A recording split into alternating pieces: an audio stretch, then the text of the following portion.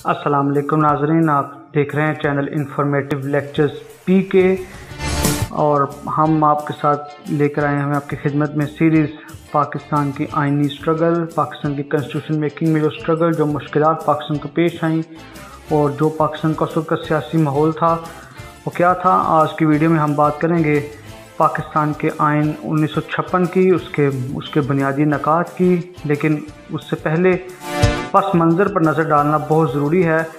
उस पस मंज़र के बाद आप आइन के जो नकात हैं उसको पूरी तरह अंडरस्टैंड करने में कामयाब हो जाएंगे। तो जैसा कि पिछली वीडियो में मैं बात कर चुका हूँ बड़ी तफसील के साथ करारदाद मकासद की, जिसके ज़रिए जिस दस्तावेज़ के अंदर हमने अपने मुस्तकबिल के आइन का तयन करना था और वो दस्तावेज़ के ऊपर ओल्दो के कंसेंसस ना हो सका, लेकिन मेजॉरिटी के प्रिंसिपल की बुनियाद पर वो पास हो गई रेजोल्यूशन।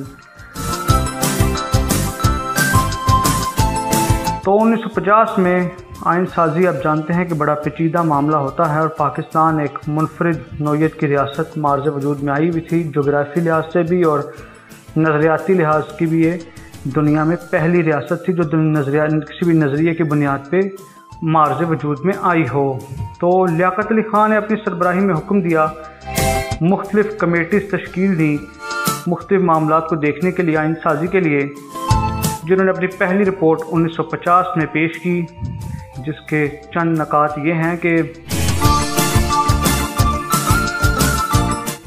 पाकिस्तान एक वफाकी रियासत होगा, 2 अवान होंगे और जॉइंट सेशन के अंदर पाकिस्तान का सरबराह को चुना जाएगा 5 साल के टेन्योर के लिए।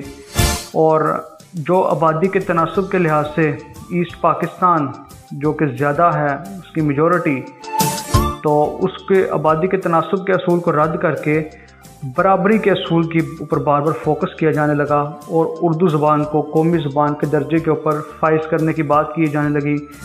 तो ईस्ट पाकिस्तान में आग भड़क उठी और इस ड्राफ्ट को मुकम्मल तौर पर रद्द कर दिया और लियाकत अली ख़ान ने भी सरेंडर करके नई रिपोर्ट मुरतब करने का वादा कर लिया ईस्ट पाकिस्तान में अवाम से।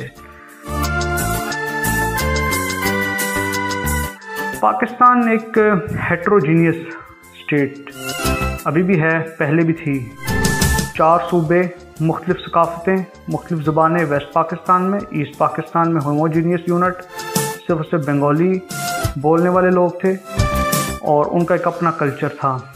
तो कल्चरल कॉन्फ्लिक्ट भी पाकिस्तान में कंटिन्यू रहा। तो 1952 में नई रिपोर्ट आई, इसमें आबादी के तनासब के असूल का ख्याल रखा गया, ईस्ट पाकिस्तान को इंसाफ देने की बात की गई, 2 सरकारी ज़ुबानें उर्दू और बंगाली दोनों को इक्वल स्टेटस देने की बात की गई ताकि कल्चरल हारमनी भी क्रिएट हो। लेकिन वेस्ट पाकिस्तान की एलीट और ख़ुसूसन जो पंजाब की एलीट थी उसको ये बात काबिल कबूल ना थी। उन्होंने इस चीज़ को मुकम्मल तौर पर रद्द कर दिया और बल्कि बहुत ज़रा प्रोपेगेंडा किया और अब रिपोर्ट को नाफिजुल अमल ना होने दिया। 1953 में पाकिस्तान को सियासी मुश्किलात के साथ साथ समाजी मुश्किलात ने भी आन घेरा और अहमदीज़ ने मूवमेंट चलाई और अपना एक स्टेटस लेने के लिए उन्होंने जब मूवमेंट चलाई तो लाहौर में कर्नल आज़म ने मार्शल लॉ नाफिज कर हालात और तमाम सरगर्मियों को रोक दिया। मार्च 1953 से लेकर सितंबर 1953 तक, अक्टूबर 1953 तक हालात वैसे रहे। उसके बाद फिर एक आइन बनने की झलक नज़र आई कि मोहम्मद अली बोगरा फार्मूला जो है, मोहम्मद अली बंगाल से जो थे प्राइम मिनिस्टर मोहम्मद अली बोगरा साहब, उन्होंने फार्मूला तजवीज़ किया जिसमें ईस्ट पाकिस्तान को आबादी के तनासब का जो सीटें ज़्यादा देने का जो हक़ था वो भी, और मगरबी पाकिस्तान के भी कुछ खदशात को दूर करने की बात की गई। लेकिन यह फार्मूला भी नाफिजुल अमल ना होने दिया और ग़ुलाम मोहम्मद ने 24 अक्टूबर 1954 में असम्बली बर्खास्त कर दी और आइन साजी का अमल एक दफ़ा फिर ठप हो गया। और ग़ुलाम मोहम्मद ने इस बात को बुनियाद बनाया कि ये सही तरह काम नहीं कर रहे और ईमानदारी से काम नहीं कर रहे। हालांकि हकीकत बरक्स थी, किताबें इस बात की शाहिद हैं और दानिश्वर इस बात के शाहिद हैं कि सिर्फ़ और सिर्फ गवर्नर जनरल के इख्तियारात के ऊपर चूँकि कदगन लग रही थी और ताकत का सरचश्मा जो है वो अवामी नुमाइंदों को होना चाहिए। इस बात के ऊपर अमल हो रहा था जो कि ग़ुलाम मोहम्मद को पसंद न था। 1955 में दूसरी दस्तूर साज असम्बली आई और दूसरी दस्तूर साज असम्बली ने पहली असम्बली का जो रिकॉर्ड था उसको जो है वो देखा और कुछ अपनी सिफारिशात मुरतब की और आइन की तैयारी शुरू कर दी।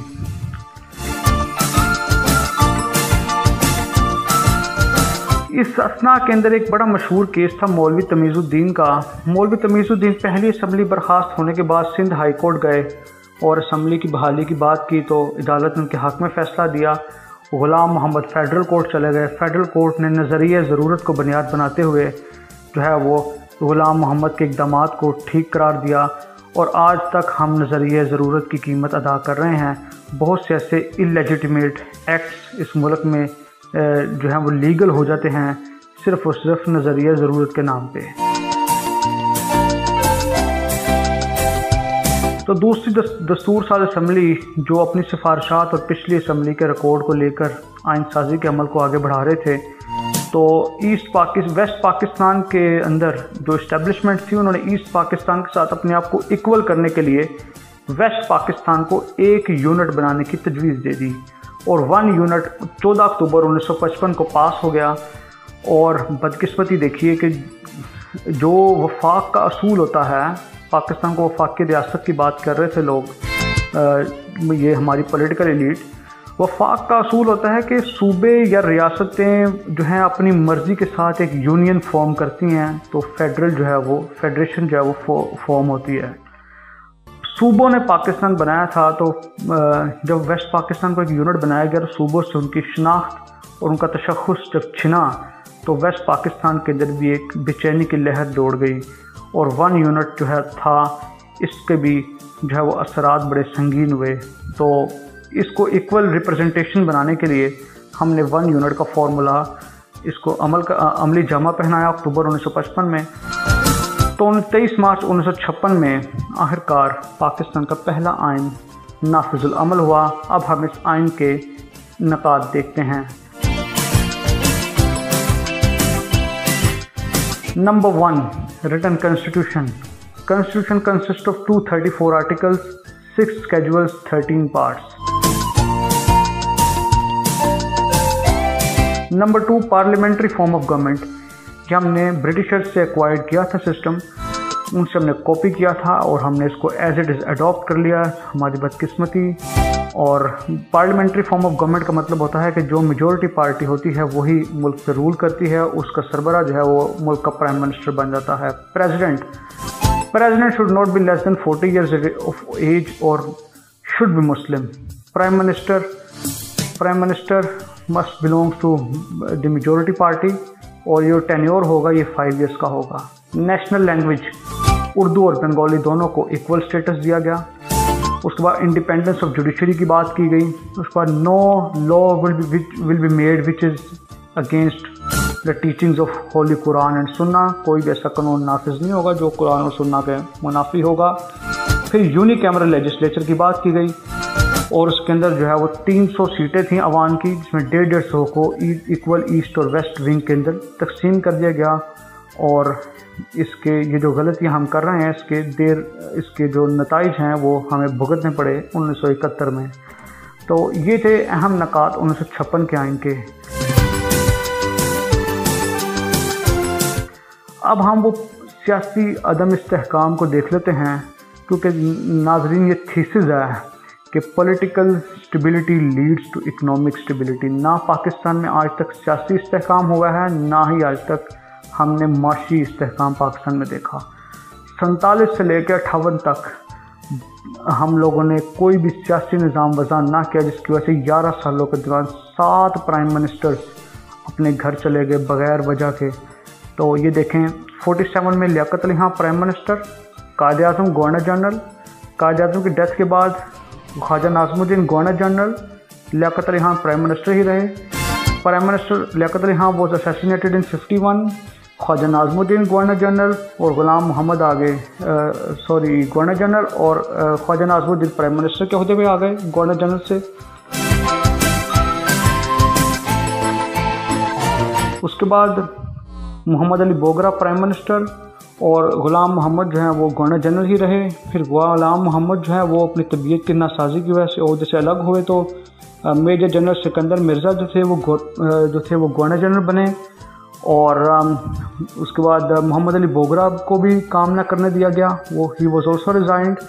उसके बाद Hussain Shaheed Suhrawardy, he was also resigned. Chaudhry Mohammad Ali जिनके दौर में आइन बना, he was also compared to resign. Ibrahim Ismail Chundrigar, he was also compared to resign. Last prime minister Firoz Khan Noon थे जिन्होंने सिर्फ़ और सिर्फ एक मुस्बत काम किया अपने दौर में, वो ये था कि ग्वादर ओमान से ख़रीदा गया उनके दौर में और आज वो गेम चेंजर साबित हो रहा है। सी पैक अगर ट्रू स्पिरिट में इम्प्लीमेंट हो जाए तो। उसके बाद 50 की दिहाई में हमने एक और गलती की कि 1951 में जो CNC commander in chief Ayub Khan थे उनके टेन्योर 1954 में ख़त्म हो रहा था, लेकिन उनको एक्सटेंशन देना ग़ुलाम मोहम्मद का और उसके साथ साथ उन्हें अपनी डिफेंस मिनिस्टर बनाना, अपने कैबिनेट में शामिल करना। यहाँ से आर्मी की डायरेक्ट कह लें इन्वॉल्वमेंट पॉलिटिकल मैटर्स में, पॉलिटिकल अफेयर्स में हो चुकी थी और मिलिट्री और ब्यूरोक्रेटिक अलाइंस ने पॉलिटिशियंस को स्पेस ही ना दी काम करने की और पॉलिटिकल इन्वायरमेंट जो है वो कह लें कि प्रमोट ही नहीं होने दिया और पॉलिटिकल इन्वायरमेंट को जो है वो इस्टेब्लिश ही नहीं होने दिया, जिसकी वजह से पाकिस्तान में आज डेमोक्रेसी की रूट्स जो हैं वो वीक हैं। पार्टीज़ जो हैं वो कह लें पर्सनैलिटी ओरिएंटेड हैं और 8 अक्टूबर 1958 को आर्मी ने डायरेक्टली टेक ओवर कर लिया, वो भी प्रेसिडेंट के कहने पे। और ये पाकिस्तान में कह लें कि पहला मार्शल लॉ लगा और सारा का सारा जो सियासी अमल था उसको सबूटाइज कर दिया गया। 1956 का आइन जो बड़ी तवील जिद्दोजहद के बाद बना था, जो 23 मार्च 1956 में नाफिज हुआ था, वो भी सबूटाइज हो गया।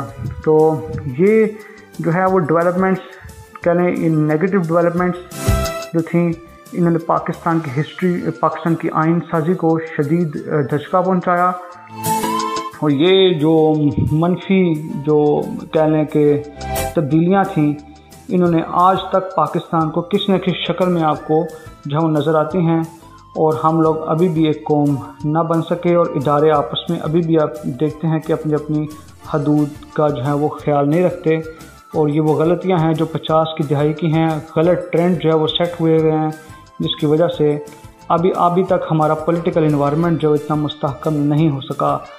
तो ये थी नाज़रीन आज की वीडियो और तसलसल को बरकरार रखने के लिए करारदाद मकासद वाली मेरी पहली वीडियो ज़रूर देखिएगा। उसके बाद आप जो हैं वो हालात को अच्छे तरीके से समझने में कामयाब हो जाएंगे और ये सीरीज़ इंशाल्लाह ताला 2020 तक और उससे आगे तक भी इंशाल्लाह ताला जारी रहेगी।